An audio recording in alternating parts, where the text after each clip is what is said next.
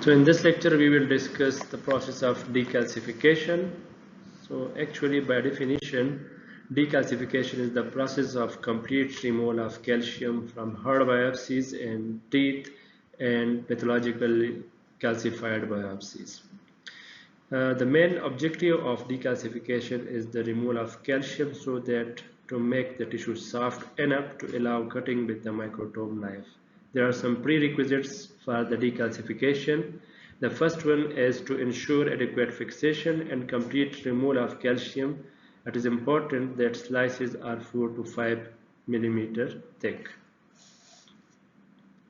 The second prerequisite of the fixation is the fixity of choice for bone marrow. For example, zinc, formal or bone fluid is used. There are several methods of decalcification. The first one is dissolution of calcium by dilute mineral acid.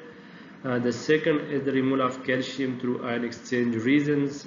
We can also use EDTA like chelating agents which chelate the calcium and remove it from the bony or hard biopsies. Then we can also employ electrolytic technique for the removal of calcium.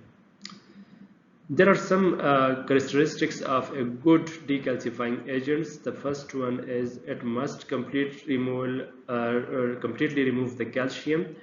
It will not damage the tissue or cell fibers. It will not alter the subsequent staining technique, and it will require very short time for the decalcification. This is the first method of calcium removal by mineral acids. So acid decalcifiers are divided into strong acid and weak acid. Strong acids like nitric acid and hydrochloric acid. To prepare the nitric acid, 5 to 10% aqueous solution is used for decalcifying. So they decalcify the tissue very rapidly, but if used for longer time, that is 24 to 48 hours, it will cause deterioration of staining ability of the tissue. Hydrochloric acid can be used in 5 to 10% aqueous solution. The decalcification is slower than the nitric acid but still rapid, and it is a fairly good nuclear staining.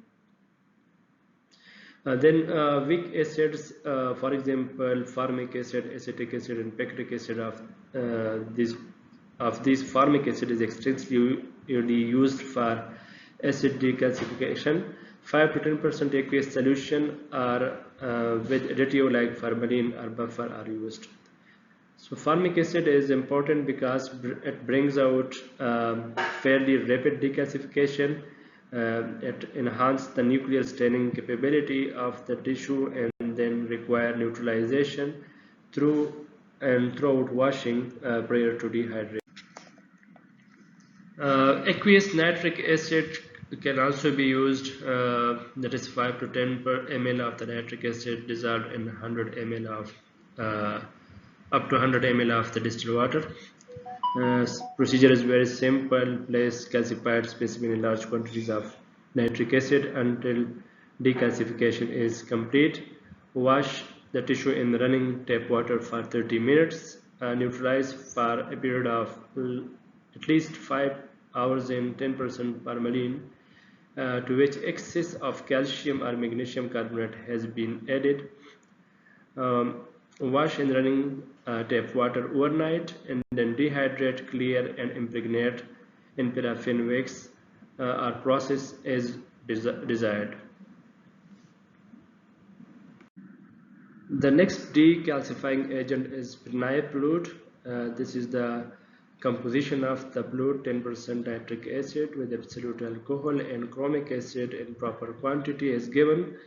So it is necessary to prepare a fresh solution before using because the stock solution will not work properly. It is a slow for decalcification of hard biopsy but excellent fluid for a small deposit of calcium. They like calcified arteries, Cohen's lesions, and calcified glands, etc. The combination of formalin with nitric acid is also one of the excellent decalcifying agent. Nitric acid seriously deteriorate nuclear staining ability, which is partially inhibited by formaldehyde. So that's why we combine formaldehyde with the nitric acid, which is used for decalcifying. The next common method which is used for decalcification is the use of ion exchange reagents. So ion exchange reagents and decalcifying fluid are used to remove calcium ion from the fluid, therefore ensuring a rapid rate of solubility of calcium from tissue and reduction in time of decalcification. The reagents an ammoniated salt of sulfonated resin along with various concentration of formic acid are used. The resin is layered on the bottom of a container to a depth of ½ inch. The specimen is allowed to rest in it. After use, the resins may be regenerated by washing twice with dilute 0.1 normal HCl followed by 3 washes in distilled water. Use of ion exchange resin has many advantages. For example, it is faster in decalcification, tissue preservation, and cellular details are well preserved. So in the next method, we use chelating agents as decalcifying agents, and these are organic compounds which have the power of binding certain metals like EDTA, that is ethylene diamine tetraacetic acid. That is a bit slower in action but useful decalcifying agent. And the next method, we can use some electrolytical methods. For example, the electric negative electrode will attract the calcium ion, so in this way it will decalcify the tissue. So washing after decalcification is one of the important step. This is done in order to remove the acid from the tissue and to neutralize the tissue if possible. That will not affect the final staining. The final step in the decalcification is to determine the endpoint of decalcification, then which we check whether the biopsy is properly decalcified or not. So there are many methods. Two of these are mentioned over here. That is the flexibility method, in which we bend or insert a needle in the tissue or a scalpel to check whether the tissue is completely decalcified or not. The second is the use of the X-ray. That is one of the best method but very costly.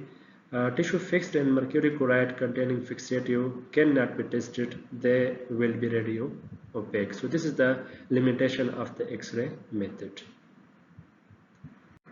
So this is all about the decalcification, the decalcifying agent, and the process of decalcification, and then the determination of the endpoint of decalcification. In next lecture we will start with the tissue processing.